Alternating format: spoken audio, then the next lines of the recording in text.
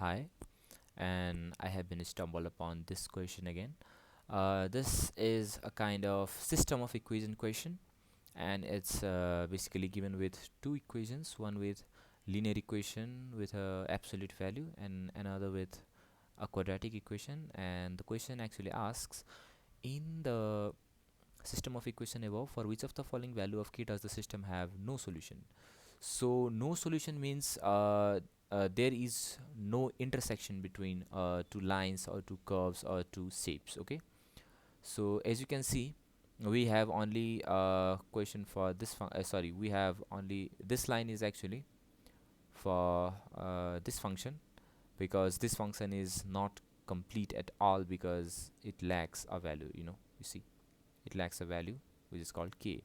So until and unless we put a value of a k or a constant here, this question is incomplete. So it's just a no-brainer question. We just have to hit and try with the options. So 2, if we put option A, you can see there is an intersection here, right? These two what do we say, these two shapes actually get a crossover. So there is a solution. There are actually two solutions, 1 and 2. And if we get 0, there is again there are again two solutions. And if we get 3, and you got to zoom, and you can actually see there is one solution. So if the question was to ask which of the following values of k does the system have one solution, then our answer would have been 3.